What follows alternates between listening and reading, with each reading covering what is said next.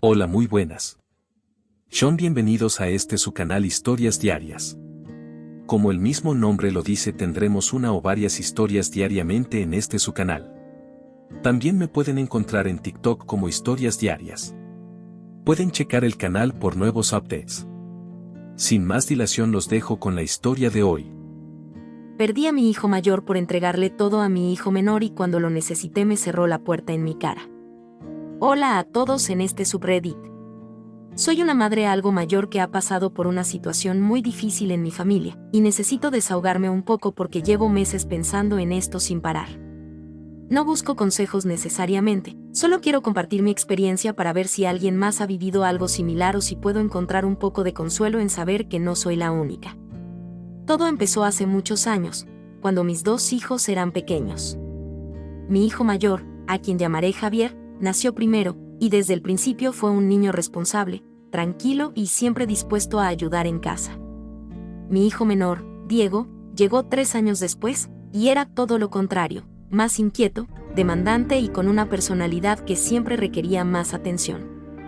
Mi esposo, Roberto, y yo trabajábamos mucho para sacar adelante la familia, pero siempre intentamos darles lo mejor a ambos. Con el tiempo, noté que Diego tenía más necesidades especiales. No era nada grave, pero requería más apoyo en la escuela y en actividades extracurriculares. Javier, por su parte, era independiente y sacaba buenas notas sin mucho esfuerzo. Empecé a enfocarme más en Diego, pensando que Javier podía manejarse solo. Le di a Diego clases particulares, lo inscribí en deportes y le compré todo lo que pedía, mientras que a Javier le decía que entendiera que su hermano lo necesitaba más. Roberto estaba de acuerdo, porque veíamos que Diego florecía con esa atención extra. Pero ahora me doy cuenta de que eso creó un desbalance que nunca corregí. Cuando los chicos crecieron, Javier se fue a estudiar a otra ciudad con una beca que él mismo consiguió. Estaba orgullosa de él, pero no lo visitaba tanto como debería. Diego se quedó en casa, estudiando cerca, y seguía ayudándolo económicamente. Le pagué la universidad, le compré un auto y hasta le di dinero para sus salidas con amigos. Javier, en cambio, trabajaba medio tiempo para cubrir sus gastos. Llamaba de vez en cuando, pero nuestras conversaciones eran cortas. Yo pensaba que estaba bien, que era fuerte y no necesitaba tanto como su hermano. Los años pasaron, y Roberto falleció inesperadamente hace 5 años. Eso fue un golpe duro para todos. Diego estaba terminando sus estudios y yo lo apoyé aún más, incluso mudándome a un apartamento más pequeño para ahorrar y ayudarlo a empezar su carrera. Javier vino al funeral y se quedó unos días, pero luego volvió a su vida. No le pedí ayuda en ese momento porque no quería cargarlo. Pero con el tiempo, mi salud empeoró. Tengo problemas en las articulaciones y necesito medicamentos caros. Diego consiguió un buen trabajo y se mudó con su novia, formando su propia familia. Al principio, me visitaba, pero poco a poco se alejó. Hace un año, perdí mi empleo por recortes en la empresa donde trabajaba como administradora. Las facturas se acumularon, y no podía cubrir todo sola. Llamé a Diego, pensando que después de todo lo que le di, me ayudaría. Me dijo que estaba ocupado con su nueva casa y que no podía darme mucho. Insistí un par de veces, y finalmente me cerró la puerta en la cara, metafóricamente hablando, diciéndome que yo había elegido priorizarlo a él, pero que ahora era tiempo de que yo me las arreglara sola. Me dolió mucho, porque recordé todas las veces que puse sus necesidades por encima de las mías y las de Javier. Entonces, desesperada, contacté a Javier. No habíamos hablado mucho en los últimos años, solo mensajes de cumpleaños y fiestas. Le expliqué mi situación y le pedí si podía ayudarme con algo de dinero o al menos con consejos. Su respuesta fue fría, me dijo que entendía, pero que yo había hecho mi elección hace mucho tiempo al darle todo a Diego y dejándolo a él de lado. Recordó cómo en su cumpleaños número 18, le regalé un libro usado mientras que a Diego, en el suyo, le di un viaje. Dijo que eso lo hizo sentir invisible en su propia familia. Me cerró la puerta literalmente en una visita que intenté hacer a su casa. No me dejó entrar y me pidió que no lo contactara más. Ahora vive en otra provincia con su esposa e hijos, y no responde mis llamadas. Me siento tan arrepentida. Nunca quise perder a Javier, pero mis acciones lo alejaron. Pensaba que estaba haciendo lo correcto al ayudar al que más lo necesitaba, pero ignoré que ambos merecían atención igual. Diego ahora tiene su vida, y aunque no me ayuda, al menos responde algún mensaje. Pero Javier, lo perdí por completo. ¿Alguien ha pasado por algo así? ¿Cómo se recupera uno de un error tan grande? Gracias por leer. Actualización. Gracias a todos los que han leído mi post y a los pocos que han comentado. No esperaba tantas respuestas, y aunque algunas duelen por su franqueza, aprecio que se tomen el tiempo. Decidí escribir esta actualización porque siento que no conté toda la historia, y hay cosas que siguen dando vueltas en mi cabeza. Quiero explicar más sobre cómo llegamos a este punto con Javier y Diego, y tal vez entender mejor mis propios errores. No sé si esto me ayudará a sanar, pero al menos escribirlo me da un poco de claridad. Cuando Javier y Diego eran pequeños, la vida en casa era un torbellino. Roberto trabajaba como contador en una empresa local, y yo tenía un empleo de medio tiempo en una oficina mientras cuidaba a los niños. Siempre pensé que éramos una familia unida, pero ahora veo que había grietas que no noté. Javier, siendo el mayor, siempre tuvo esa personalidad seria y reservada. A los 5 años ya ayudaba a poner la mesa sin que se lo pidiera, y si Diego derramaba algo, él era el primero en correr por un trapo. Diego, en cambio, era un torbellino de energía. Siempre estaba trepando muebles, rompiendo cosas sin querer, o pidiendo que lo lleváramos al parque. Yo veía a Javier como mi pequeño adulto, alguien en quien podía confiar para que se portara bien mientras yo lidiaba con las rabietas de Diego. Una de las cosas que más me pesa ahora es recordar cómo manejé los momentos importantes de sus vidas. Por ejemplo, cuando Javier cumplió 10 años, le hicimos una fiesta sencilla en casa. Le regalé una bicicleta de segunda mano que Roberto había encontrado en una venta de garaje. Estaba tan emocionada porque pensé que le encantaría, pero ahora me doy cuenta de que él esperaba algo más especial. Ese mismo año, Diego tuvo un cumpleaños con un pastel enorme y una piñata que mandamos a hacer con la forma de su personaje favorito. No pensé que estaba siendo injusta. En mi mente, Diego necesitaba más estímulos porque era más inquieto, mientras que Javier parecía contento con menos. Pero esos detalles se acumularon. En la secundaria, las diferencias se hicieron más evidentes. Javier era un estudiante destacado, siempre en el cuadro de honor. Los maestros lo elogiaban, y yo me sentía tan orgullosa, pero rara vez se lo decía. Diego, por otro lado, tenía dificultades con las matemáticas y la lectura. Contraté a una tutora para él, lo que significaba que gastábamos una parte importante de nuestro presupuesto en sus clases. Cuando Javier pidió inscribirse en un curso de programación después de la escuela, le dije que no podíamos pagarlo, que tal vez el próximo año. Él no insistió, pero recuerdo su cara de decepción. Ahora me pregunto cuántas veces lo hice sentir como si sus deseos no importaran. Cuando Javier se fue a la universidad, fue un momento agridulce. Estaba tan orgulloso de su beca, y yo también, pero no hice un gran esfuerzo por celebrarlo. Le di un abrazo, le dije que tuviera cuidado y le prometí visitarlo pronto. Pero entre el trabajo, las necesidades de Diego y las responsabilidades de la casa, nunca encontré el tiempo. Diego, mientras tanto, seguía en casa, y yo seguía pagando sus clases, su ropa, sus salidas. Incluso cuando empezó la universidad, le di dinero para que no tuviera que trabajar y pudiera concentrarse en sus estudios. Javier, en cambio, trabajaba en una cafetería para pagar su renta. Me decía a mí misma que él estaba bien, que era fuerte, que no necesitaba tanto como su hermano. Qué equivocada estaba. El punto de quiebre, creo, fue cuando Roberto murió. Javier tenía 25 años, y Diego 22. Javier vino desde otra ciudad para el funeral, y recuerdo que fue él quien se encargó de organizar muchas cosas. Habló con la funeraria, ayudó con los papeles y consoló a Diego, que estaba devastado. Yo estaba en shock, apenas podía funcionar. Javier fue mi roca en esos días, pero nunca se lo agradecí como debía. Después del funeral, se quedó una semana, pero luego tuvo que volver a su trabajo. No lo contacté mucho después de eso. Pensé que estaba ocupado con su vida, y me enfoqué en ayudar a Diego a terminar su carrera. Con el tiempo, Diego se graduó y encontró un trabajo en una empresa de tecnología. Estaba tan emocionada por el que lo ayudé a comprar un departamento pequeño, usando parte de mis ahorros. Javier, por su parte, se casó con una mujer encantadora, Sofía, y tuvieron su primer hijo poco después. Los visité una vez, pero fue una visita corta, y no me quedé mucho porque Diego tenía un evento importante en su trabajo y quería estar ahí para apoyarlo. Ahora veo que cada decisión que tomé fue alejándome más de Javier. Cuando mi salud empeoró y perdí mi trabajo, pensé que Diego sería el primero en ayudarme.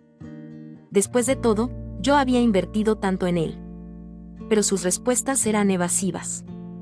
Me decía que tenía gastos, que su novia y él estaban planeando una boda, que no podía darme mucho. Intenté no presionarlo, pero cada vez que hablábamos, sentía que ponía una barrera. Finalmente, cuando le pedí ayuda directamente, me dijo algo que aún me duele: mamá, siempre me diste todo, pero ahora tengo mi propia vida.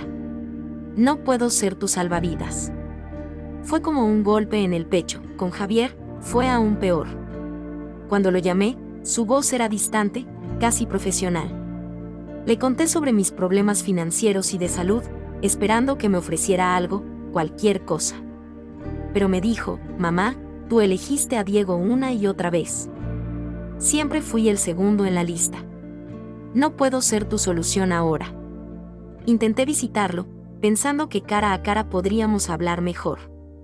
Viajé hasta su ciudad, un viaje largo y caro para mí en ese momento. Cuando llegué a su casa, tosé el timbre, y él abrió la puerta solo lo suficiente para hablar.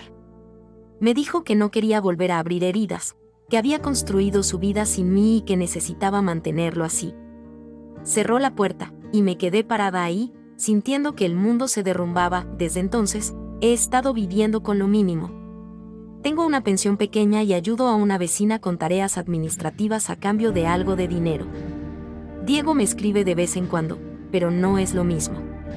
Javier no responde mis mensajes, y supe por un amigo en común que tuvo otro hijo hace poco. Me duele no conocer a mis nietos, no saber cómo es su vida ahora. Cada día pienso en lo que pude haber hecho diferente. Tal vez si hubiera equilibrado mi atención, si hubiera valorado más a Javier, no estaría tan sola ahora. No culpo a mis hijos por completo, yo tomé las decisiones que los alejaron. Pero duele, y no sé cómo seguir adelante. Si alguien ha pasado por algo similar, ¿cómo lo manejaron? ¿Hay alguna forma de reconstruir un puente que parece tan roto? Gracias por leer esta actualización. Escribirla me ayuda a ordenar mis pensamientos, aunque no borra el dolor. Actualización 2. Hola de nuevo a todos. Gracias por los comentarios en mi último post. Algunos de ustedes me dieron ideas para intentar reparar mi relación con Javier, mientras que otros fueron más directos, diciendo que tal vez no hay vuelta atrás. No los culpo por pensar así, yo misma me lo pregunto todos los días. Han pasado un par de meses desde que escribí mi última actualización, y he intentado algunas cosas para acercarme a Javier, pero también he estado recordando más momentos del pasado que me ayudan a entender por qué llegamos a este punto. Quiero compartirlo porque escribir me ayuda a procesar, aunque cada palabra que escribo me recuerda lo mucho que he perdido. Después de que Javier me cerrara la puerta en su casa, me quedé en shock. Regresé a mi apartamento sintiéndome como si hubiera perdido algo que ni siquiera sabía que aún tenía. Decidí darle un poco de espacio, pensando que tal vez estaba molesto en el momento y que con el tiempo podríamos hablar. Pero los días se convirtieron en semanas, y sus mensajes seguían sin respuesta. Intenté escribirle una carta, algo que pensé podría ser menos invasivo que una llamada. En la carta, le dije cuánto lo quería, cuánto lamentaba haberlo hecho sentir menos importante y que estaba dispuesta a escuchar cualquier cosa que quisiera decirme. No pedí dinero ni ayuda, solo una oportunidad para hablar. Le envié a su dirección, pero nunca recibí respuesta. No sé si la leyó o si simplemente la tiró. Mientras tanto, mi relación con Diego sigue siendo distante. Me escribe cada 2 o 3 semanas, generalmente mensajes cortos preguntando cómo estoy, pero no hay profundidad en nuestras conversaciones. Hace poco me invitó a cenar a su casa, y fui con la esperanza de reconectar. La cena fue amable, pero incómoda. Su novia, Laura, fue muy educada, pero noté que Diego evitaba hablar de cosas personales. Cuando mencioné a Javier, cambió el tema rápidamente.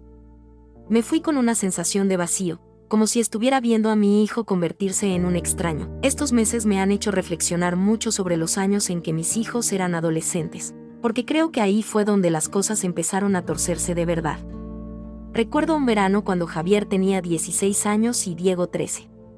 Javier quería ir a un campamento de ciencias que duraba 2 semanas. Estaba emocionado porque iba a aprender sobre robótica, algo que siempre le había fascinado. Pero el campamento costaba dinero, y yo estaba pagando un curso intensivo de inglés para Diego porque estaba reprobando la materia. Le dije a Javier que no podíamos permitirnos el campamento, que tal vez el próximo año. Él asintió, como siempre, sin quejarse. Pero después de eso, empezó a pasar más tiempo fuera de casa, en la biblioteca o con sus amigos. Creo que fue su manera de lidiar con la decepción. Diego, por otro lado, siempre fue más vocal sobre lo que quería. Si no le comprábamos algo o no lo llevábamos a algún lado, hacía un escándalo. No era malo, solo era un niño que necesitaba más estructura. Roberto y yo cedíamos porque era más fácil calmarlo que lidiar con sus berrinches. Pero cada vez que le dábamos algo a Diego, veía a Javier retroceder un poco más. Una vez, cuando Diego tenía 15 años, le compramos un teléfono nuevo porque el suyo se había roto. Javier seguía usando un teléfono viejo que apenas funcionaba. Le dije que se lo cambiaríamos pronto, pero nunca lo hice. Pequeñas cosas como esas se acumularon, y ahora veo que cada una fue una herida que no sanó.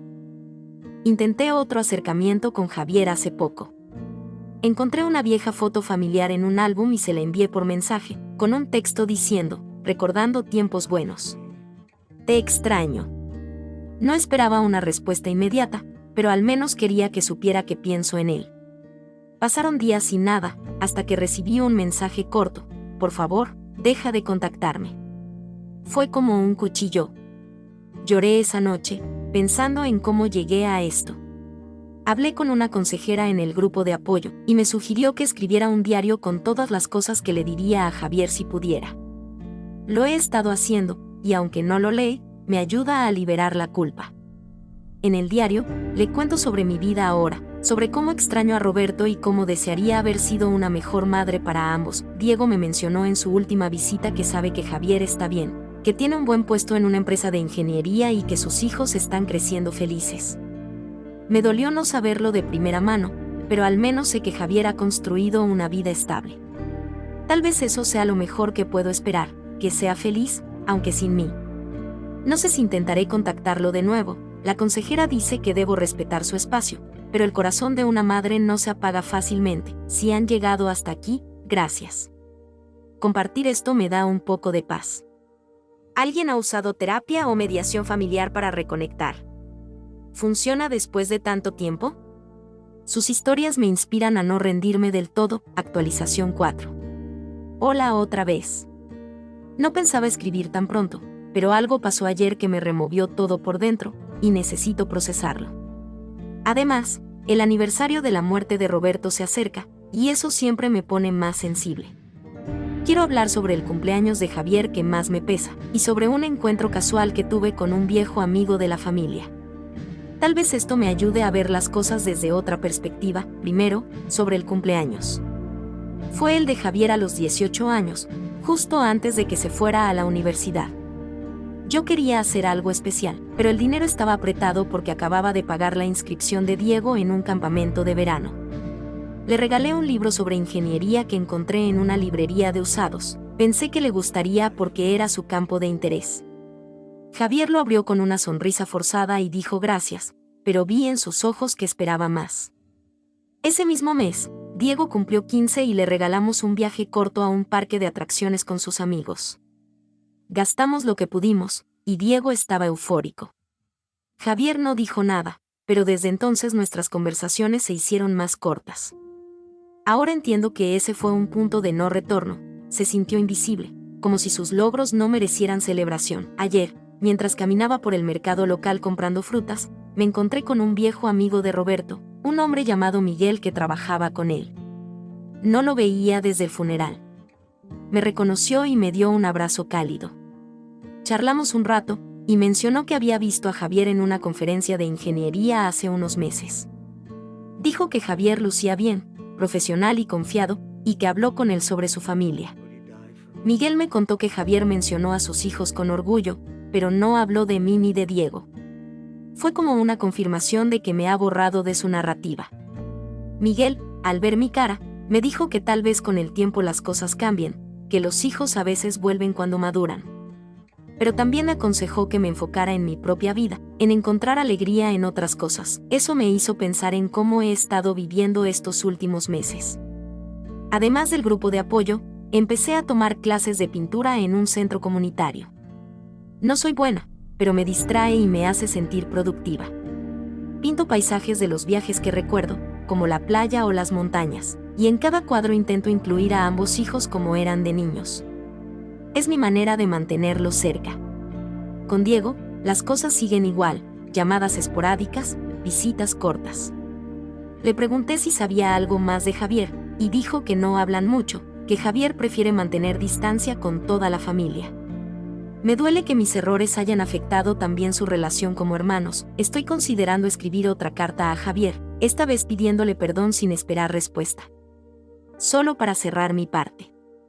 La consejera dice que es saludable. Mientras tanto, sigo con mi rutina, ahorrando lo que puedo y cuidando mi salud. Gracias por seguir leyendo, sus comentarios me dan esperanza. Actualización 5. Hola a todos una vez más. Gracias por los comentarios en mis actualizaciones anteriores. Algunos me han sugerido que intente una mediación familiar o que involucre a alguien neutral para reconectar con Javier. Lo intenté, y quiero contarles cómo fue, porque aunque no salió como esperaba, me ayudó a entender más sobre la dinámica entre mis dos hijos. También he estado pensando mucho en cómo mi favoritismo afectó no solo mi relación con Javier, sino también la que tenían entre ellos como hermanos. Creo que eso es algo que no he explorado lo suficiente aquí. Desde pequeños, Javier y Diego tenían una relación complicada. Javier, siendo el mayor, siempre cuidaba de Diego. Lo ayudaba con sus tareas, lo defendía en el parque si otros niños lo molestaban, y compartía sus juguetes sin quejarse. Diego lo admiraba, lo seguía a todas partes y lo llamaba hermanito grande. Pero a medida que crecían, y yo empezaba a dar más atención a Diego, Javier se alejaba poco a poco. Recuerdo una vez, cuando Javier tenía 13 años y Diego 10, que organizamos un juego familiar en el patio. Javier quería jugar al fútbol con reglas, pero Diego insistía en cambiarlas para que fuera más fácil para él. Yo intervine y le dije a Javier que cediera, que su hermano era más pequeño. Javier lo hizo, pero después de eso, empezó a jugar menos con él. Pequeñas cosas como esa crearon una brecha que nunca cerré. Cuando eran adolescentes, la diferencia se hizo más evidente. Javier era el responsable, el que llegaba a casa a tiempo y ayudaba con las chores sin pedirlo. Diego era más rebelde, salía con amigos hasta tarde y necesitaba que yo lo cubriera con excusas. Una noche, Diego llegó tarde y Javier lo confrontó, diciéndole que debía respetar las reglas de la casa. Yo me puse del lado de Diego, diciendo que Javier no era su padre y que dejara de actuar como si lo fuera. Eso creó tensión entre ellos, Javier se sintió traicionado, y Diego empezó a verlo como un rival en lugar de un aliado. Roberto intentaba mediar, pero yo siempre terminaba defendiendo a Diego, pensando que necesitaba más protección. Después de la muerte de Roberto, las cosas empeoraron. Javier vino a ayudar, pero Diego estaba tan sumido en su grief que no notó el esfuerzo de su hermano. Javier organizó todo, pero cuando se fue, Diego comentó que Javier era frío y que no se quedaba más tiempo. Yo no lo corregí, en cambio, consolé a Diego. Ahora veo que eso profundizó la división. Con los años, supe que intentaron mantener contacto, pero Javier se cansó de ser el que siempre daba el primer paso. Diego me ha dicho que le escribe de vez en cuando, pero que Javier responde seco o no responde. Creo que mi favoritismo rompió no solo mi vínculo con Javier, sino también el de ellos como hermanos. Hace unas semanas, decidí intentar una mediación. Contacté a una terapeuta familiar que encontré a través del grupo de apoyo. Le expliqué la situación y le pedí si podía ayudarme a organizar una reunión virtual con Javier. Ella accedió y me dio consejos sobre cómo acercarme.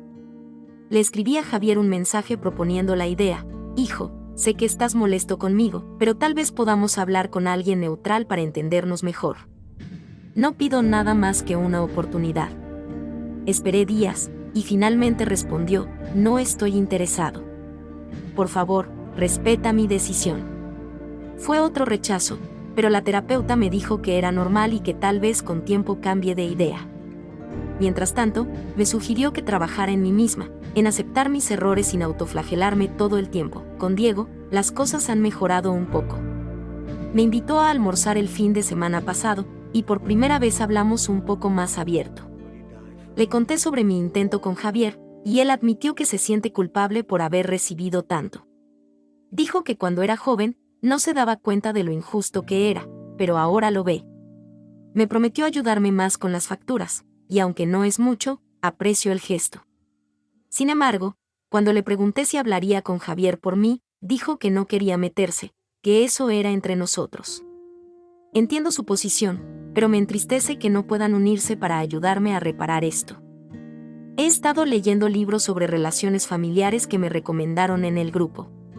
Uno habla de cómo el favoritismo parental puede causar resentimientos de por vida, y me identifico tanto que duele. En el libro, sugieren escribir cartas de perdón, no solo para el otro, sino para uno mismo. Lo intenté, escribí una carta para mí, perdonándome por mis errores como madre, reconociendo que hice lo mejor que pude con lo que sabía en ese momento. No borra el dolor, pero me da un poco de paz.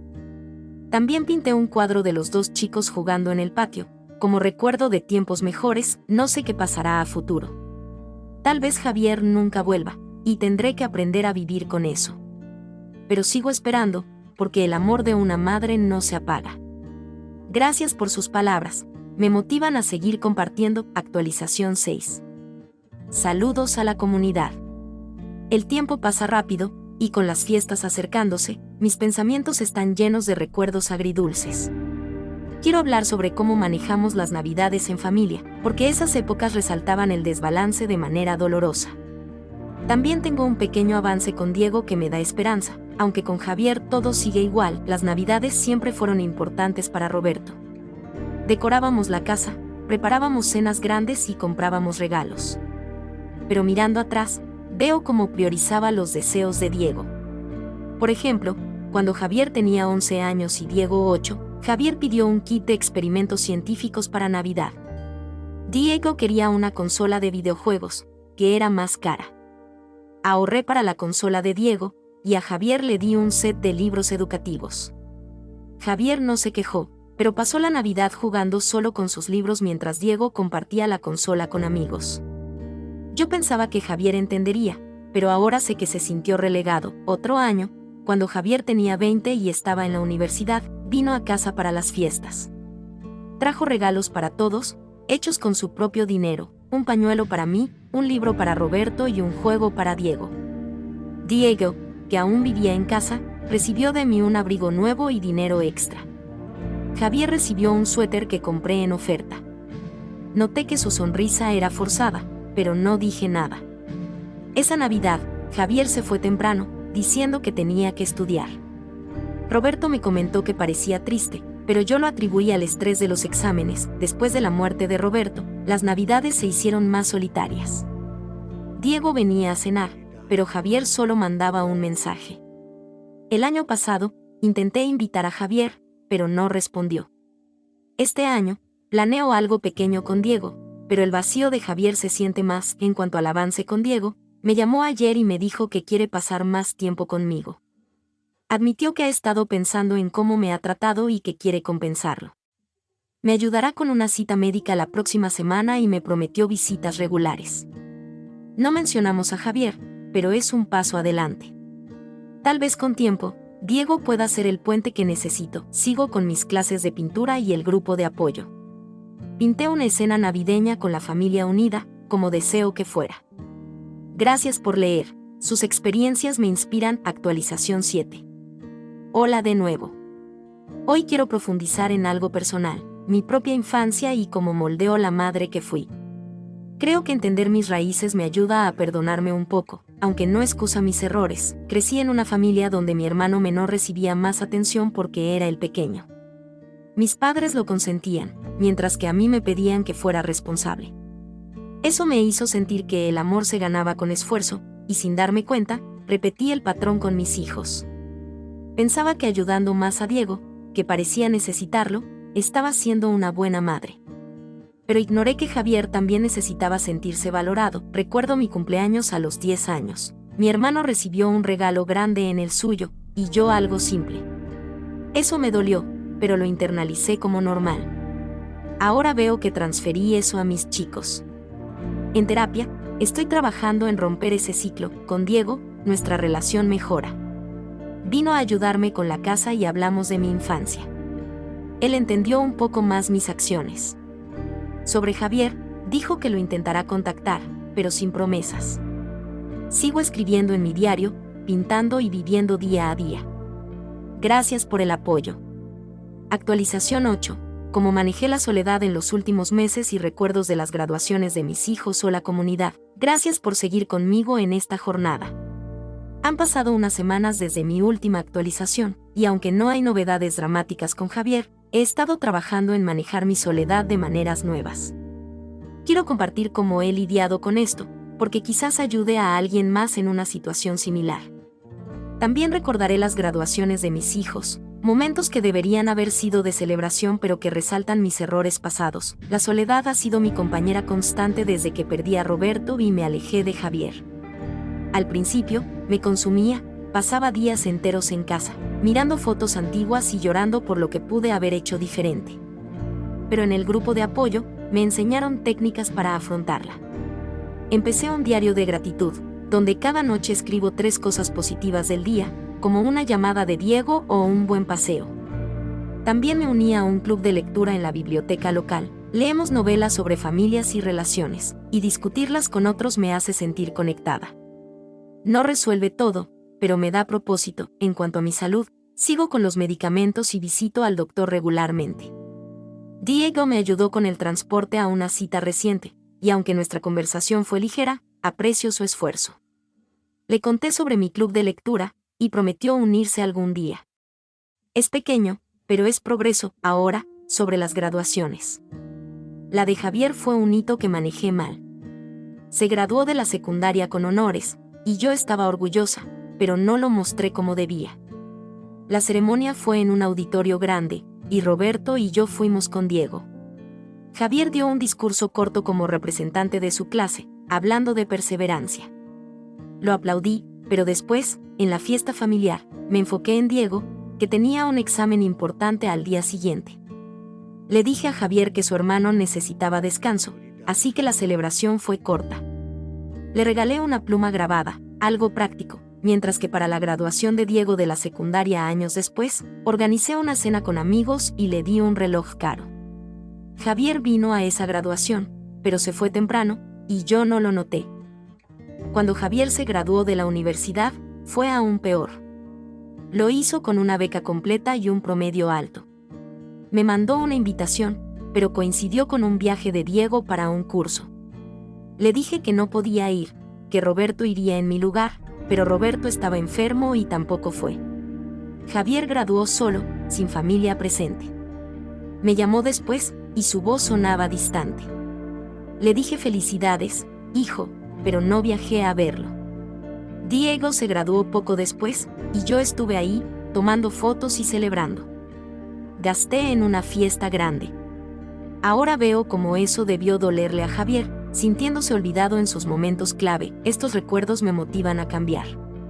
En mi diario, escribo cartas imaginarias a Javier, expresando orgullo por sus logros. Tal vez algún día las envíe.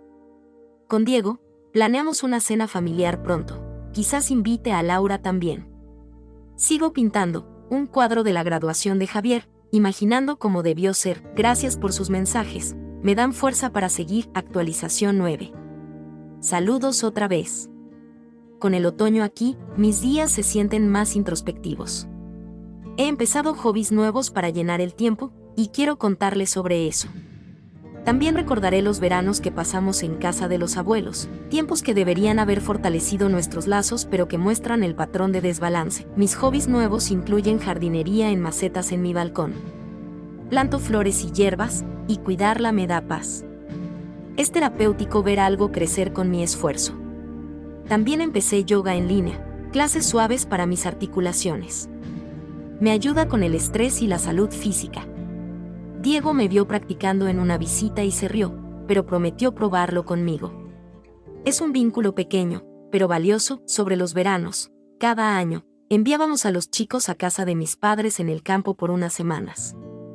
Javier amaba eso, exploraba el bosque, ayudaba en la granja y leía bajo los árboles. Diego se aburría rápido y pedía volver a casa.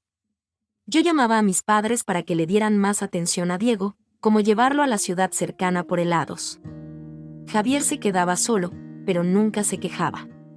Una vez, Javier construyó una casita en un árbol y estaba emocionado por mostrármela cuando regresamos. Pero Diego había tenido un accidente menor, así que me enfoqué en él. Ignoré el esfuerzo de Javier. Otro verano, cuando Javier tenía 14 y Diego 11, mis padres organizaron un picnic familiar. Javier ganó un juego de carreras, pero Diego lloró por perder, así que lo consolé y le di un premio de consolación. Javier sonrió, pero se alejó. Mis padres notaron el favoritismo y me lo mencionaron, pero lo ignoré, diciendo que Diego era más sensible. Estos patrones me persiguen. En yoga, medito en perdonarme. Con Diego, hablamos de esos veranos. Él recuerda lo consentido que era y se siente mal por Javier. Me dijo que intentará llamarlo, pero no promete nada. Sigo con el grupo y mis pinturas. Gracias por leer. Actualización 10. Hola comunidad. Las fiestas se acercan, y he estado planeando cómo pasarlas sin sentirme tan sola. Quiero compartir mis planes y recordar cómo manejé las enfermedades de mis hijos cuando eran pequeños, momentos que resaltan mi enfoque desigual. Para las fiestas, Diego me invitó a su casa. Laura cocinará, y pasaremos el día juntos. Es un paso grande, quizás sea el comienzo de una tradición nueva. Compré regalos pequeños para ellos, y pienso en Javier, preguntándome si enviarle algo anónimo sobre las enfermedades. Cuando Javier era niño, tuvo varicela a los 7 años. Se quedó en casa, y yo lo cuidé, pero minimicé su malestar porque era fuerte. Siguió haciendo tareas ligeras. Cuando Diego la tuvo a los 4, lo mimé mucho, le compré juguetes nuevos, lo dejé ver televisión todo el día y llamé al doctor extra. Javier vio eso y preguntó por qué no tuvo lo mismo. Le dije que era mayor. Otra vez, Javier se rompió el brazo a los 9 jugando. Lo llevé al hospital, pero después lo animé a ser independiente. Diego se torció el tobillo a los 6, y lo cargué por días, dándole dulces. Javier ayudó cuidando a Diego, pero yo no lo reconocí. Estos recuerdos me enseñan sobre equidad. En el club de lectura, discutimos un libro sobre parenting, y me identifiqué. Con Diego, planeamos hablar más de esto en las fiestas. Actualización final. Hola comunidad, esta será mi última actualización por ahora. Han pasado meses desde que comencé a compartir mi historia, y aunque no hay un final perfecto como en las películas, siento que he llegado a un punto donde puedo cerrar este capítulo, al menos en mi corazón. Gracias a todos los que han leído, comentado y compartido sus propias experiencias. Sus palabras me han dado fuerza para enfrentar mi realidad, aceptar mis errores y encontrar un poco de paz. Quiero contarles cómo han evolucionado las cosas con Diego, mi último intento con Javier, y cómo estoy aprendiendo a vivir con lo que no puedo cambiar.